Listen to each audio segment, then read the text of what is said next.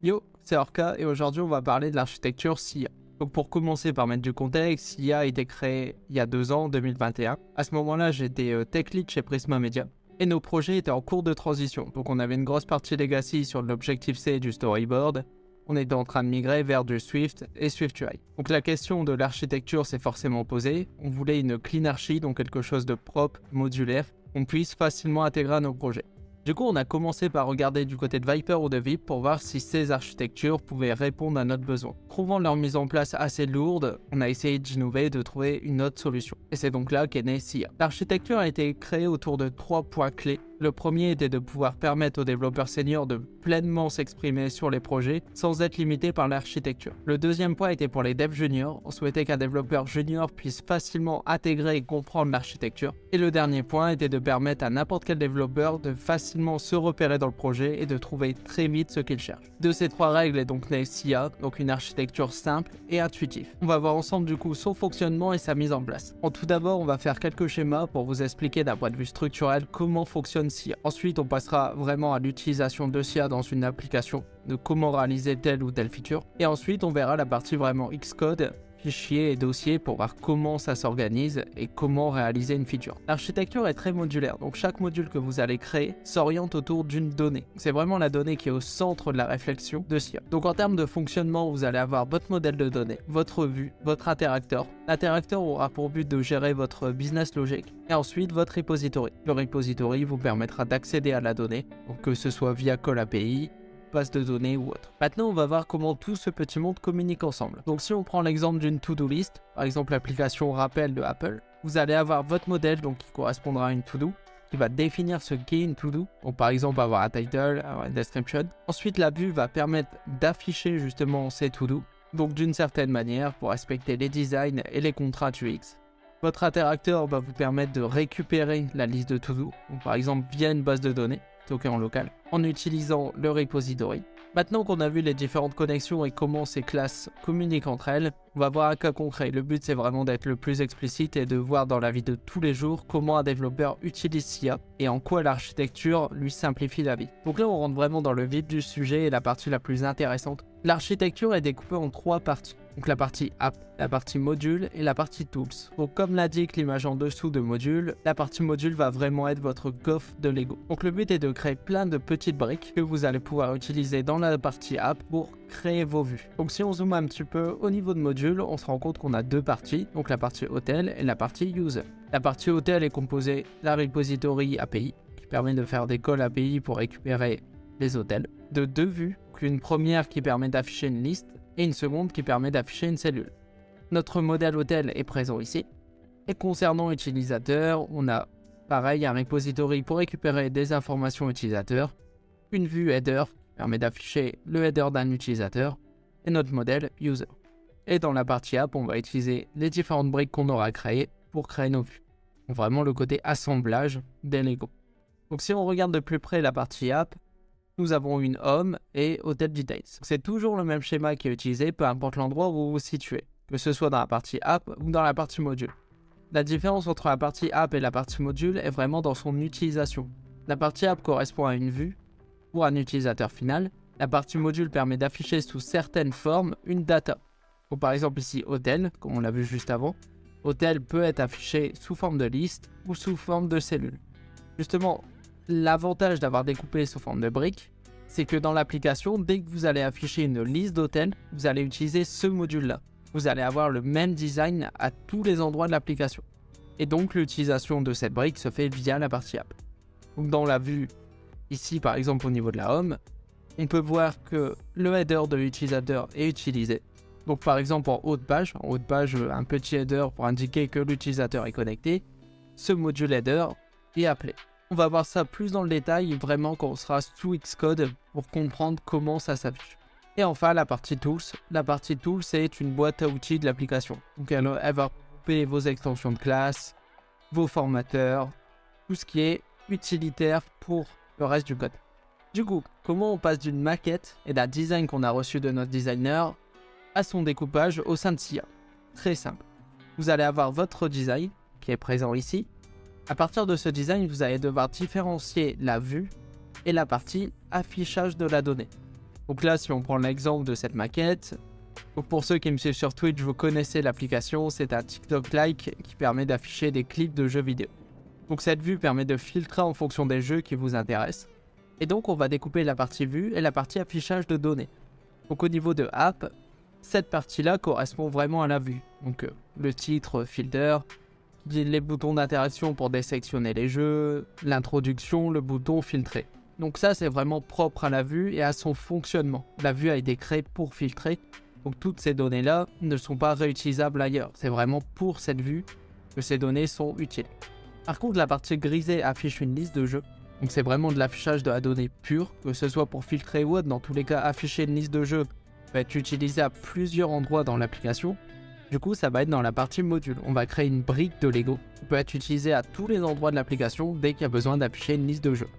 Donc pour ce faire, on crée une première brique pour afficher une liste et une seconde brique pour afficher une seule cellule. Donc comme on l'a dit tout à l'heure, l'avantage de faire ça, c'est que peu importe où vous vous situez dans l'application, l'affichage d'une liste de jeux va être pareil. Ce qui est un énorme point positif pour l'UX parce que vous n'allez pas perdre votre utilisateur avec beaucoup d'affichages différents pour une même donnée. Et pareil, si vous recevez plusieurs designs avec des variations au niveau de l'affichage de cette donnée, vous pouvez challenger votre designer en lui disant qu'un module existe déjà, ne correspond pas exactement à la maquette et du coup sur quoi on doit se caler. L'architecture sécurise le design pour justement vous éviter d'avoir 10 manières différentes d'afficher un jeu vidéo pareil.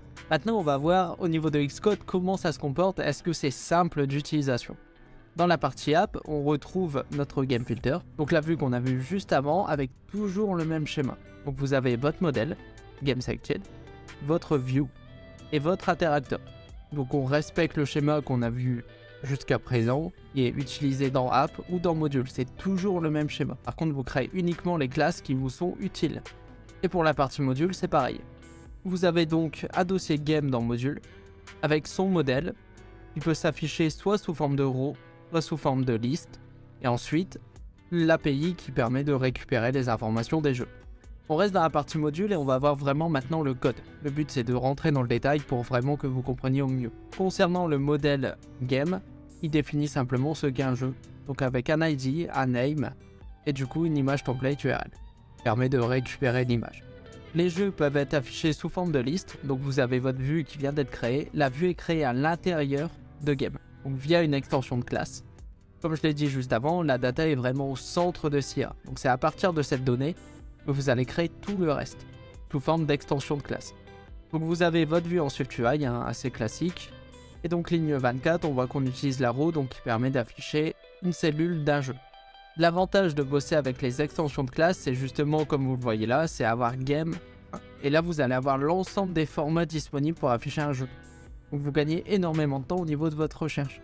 L'autocomplétion en fait est là vraiment pour vous accompagner. Et si vous êtes un dev qui vient juste d'arriver sur le projet, il n'y a pas besoin de chercher dans tous les dossiers, dans toute l'architecture où se trouvent les choses. Vous faites game point et vous allez avoir l'autocomplétion qui va tout de suite vous répondre en fait. Si vous souhaitez afficher les games sous forme de diaporama, vous faites game point. S'il n'y a pas de diaporama qui se présente, c'est que ce n'est pas disponible. Et donc vous savez que vous devez créer cette nouvelle forme d'affichage des données. Et pour finir, on a la partie API qui permet simplement de récupérer nos jeux. Maintenant, on va voir comment ça se situe d'un point de vue app. Donc concernant l'app, vous avez pareil votre modèle. On reprend les mêmes principes, a toujours le même schéma encore une fois. Donc là vous avez vos games filtrés avec un tableau de games sélectionnés et un processing selected qui permet simplement dans le cas où on cancel ce qu'on était en train de modifier comme filtre de revenir à notre origine. Après le code peut être optimisé ou autre, hein. Là le but c'est vraiment de vous présenter l'architecture, on n'est pas dans le détail du code. Ensuite au niveau de la vue, c'est une modale donc on l'a appelé modal, toujours le même principe, on travaille en extension. Donc extension de app, filter game et enfin le format. Donc on vient créer modal à l'intérieur de filter game. Donc la vue en SwiftUI, on reste assez classique avec nos différentes informations. Et ligne 26, on voit bien qu'on utilise notre petite brique de Lego game sous forme de liste à laquelle on vient donner nos jeux. Et pour terminer notre interactor, donc celui-ci va faire le call API pour aller récupérer la liste des jeux disponibles. On a vu SIA dans son ensemble, donc ça devrait vous donner quelques billes pour comprendre vraiment les avantages de cette architecture. On va voir au niveau dossier comment ça s'organise dans Xcode. Donc on reprend notre dossier app. Donc dans le cas d'Overskill, on a une vue params qui permet de modifier les paramètres utilisateurs. une vue profil, une vue game filter, donc qu'on vient de voir dans le détail de comment elle a été conçue, une partie logging et ensuite la page d'accueil. Donc chaque dossier correspond vraiment à une maquette reçue par le designer, ce qui permet de se localiser très rapidement dans l'architecture du projet. Ensuite, pour la partie module, on va récupérer les différentes datas qui composent l'application et leurs moyens de s'afficher. Donc on a par exemple le report catégorie, user, comment, vidéo, auteur et game. Donc là, c'est les différentes données qui composent l'application. C'est ces données-là qui font que l'application fonctionne et qui sont affichées à l'utilisateur. Et ces différentes données sont affichées sous différentes formes à l'écran. Donc si on regarde report par exemple, report s'affiche sous forme de formulaire à l'écran de l'utilisateur. Si on regarde la data vidéo s'affiche via son format player. Si on regarde pour clip dispose de plusieurs manières d'être affiché. Donc soit le détail, soit la liste, soit la barre d'interaction, ou sous forme de row. Et c'est là où ça devient intéressant, parce que justement chaque sous-dossier des données correspond à ce que vous allez avoir dans un design system. Votre designer va définir comment afficher un jeu quand il est tout seul, comment afficher une liste de jeux, comment afficher un clip, comment afficher un report, comment afficher une catégorie, etc. etc. Et tous ces composants-là correspondent exactement à votre architecture dans Xcode. Donc que vous soyez un dev expérimenté sur le projet ou qui vient tout juste d'arriver, vous allez pouvoir prendre en main très rapidement et vous localiser très rapidement dans le projet. Donc si vous recevez une task, par exemple les commentaires s'affichent mal, celui-ci est toujours en majuscule alors que c'est pas souhaité, vous savez tout de suite comment vous localiser. Vous savez que c'est un module, et ce qui permet d'afficher une data, ça concerne pas une vue utilisateur finale, c'est vraiment la donnée qui s'affiche mal. Donc vous allez dans module, dans comment, et ensuite vous savez que ça ne concerne pas la liste, ce n'est pas la liste qui est buggée, c'est l'affichage d'un commentaire en soi. Donc row. Voilà. Vous venez d'arriver dans un projet que vous ne connaissez pas, vous savez déjà vous orienter. Vous savez déjà trouver rapidement l'endroit où peut se situer le bug. En plus des dossiers qui permettent donc de se localiser très facilement dans le projet, vous allez avoir grâce aux extensions de classe l'autocomplétion. Vu que toutes les vues que vous allez créer sont une extension de votre modèle de départ, lorsque vous avez besoin d'afficher par exemple un clip, vous faites clip et vous allez avoir en autocomplétion tous les formats disponibles pour afficher la donnée clip.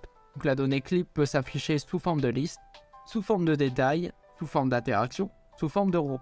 Pareil pour game, si par exemple vous devez afficher un jeu, vous savez que game. Vous propose tout de suite liste ou row. Si vous souhaitez l'afficher sous une autre forme, vous savez tout de suite que c'est une forme à développer et qu'elle n'existe pas. Que vous soyez junior ou senior sur le projet, l'avantage avec l'autocomplétion et les extensions de classe, c'est que vous avez votre réponse de manière instantanée. Si elle n'apparaît pas dans l'autocomplétion, elle n'existe pas. Concernant les dossiers restants, vous avez la partie tools, qui est vraiment votre boîte à outils au niveau du projet. Dans le cas où un tools commence à prendre vraiment beaucoup de place, ce que je vous conseille de faire, c'est de créer un framework à part, un framework tiers. Ça sera beaucoup plus simple pour le gérer. Et enfin, vous avez votre dossier ressources, qui contient les différents assets de votre projet. Pour conclure la vidéo, je vais vous donner mon retour d'expérience. Ça fait maintenant 2 ans que j'ai créé SIA. L'onboarding a vraiment été le plus gros point positif suite à la mise en place de SIA. J'ai pu voir une nette différence entre les développeurs qui ont été recrutés avant la mise en place de SIA et après. Donc comme je l'ai dit en début de vidéo, on était sur une stack qui était assez legacy et l'onboarding était plutôt compliqué. On devait passer beaucoup de temps avec les nouveaux développeurs pour les orienter dans le projet. Une fois que SIA a été mis en place, les développeurs étaient beaucoup plus vite autonomes, comme on l'a vu juste avant, la localisation des choses dans le projet est beaucoup plus naturelle. Concernant la migration, on n'a pas eu de problématique particulière. L'avantage de SIA, c'est que vous créez vos 3 dossiers, module, app et tools, et au fur et à mesure où vos vues vont évoluer, vous en profitez pour les migrer vers ces 3 dossiers. Donc à créer vos différentes briques de Lego et à assembler ces briques de Lego pour réaliser vos vues. Donc la migration de votre architecture peut être étalée dans le temps. Il n'y a pas besoin de tout figer pour tout déplacer. Vous pouvez créer vos dossiers et au fur et à mesure les alimenter. En point positif, j'ai aussi mis la sécurisation de l'UI. C'est dans le sens où l'architecture n'est pas égoïste aux développeurs. C'est-à-dire que l'architecture ne sert pas qu'aux développeurs. Le fait d'avoir des formes d'affichage définies pour chaque donnée vous permet justement de sécuriser le design system. Ça évite qu'un designer vous demande 6 vues différentes pour afficher une même donnée. C'est dans ce sens où je dis que l'architecture n'est pas égoïste, car en plus de servir aux développeurs pour retrouver facilement les choses et avancer rapidement, elle sécurise l'interface utilisateur. Concernant la vélocité, on la retrouve pour s'orienter dans le projet, on sait tout de suite où aller chercher les choses et à quels endroits elles se situent, mais aussi pour créer de nouvelles choses. Si vous devez créer un nouveau format pour afficher vos clips par exemple ou vos jeux, vous savez exactement dans quel dossier le faire et quel fichier vous allez devoir créer. Donc c'est très rapide à mettre en place. Et pour le debugging, ça reprend ce que j'ai dit pour la vélocité dans le sens où on sait tout de suite où aller chercher les choses. Et pour l'utilisation des breakpoints, vu que App va utiliser différents modules pour se construire, vous allez pouvoir très vite localiser la partie qui pose problème. Et concernant l'avenir de SIA, il me reste une partie à creuser, même si maintenant ça fait 2 ans que je l'utilise pratiquement tous les jours, c'est la testabilité.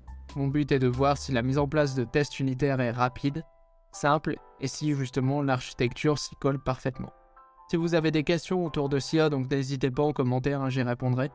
Et un article Medium va être mis à disposition bientôt qui va reprendre les différents points qu'on aura vus dans cette vidéo. En attendant de nouvelles vidéos, je vous invite à tester SIA et à me faire vos retours. C'était Orca.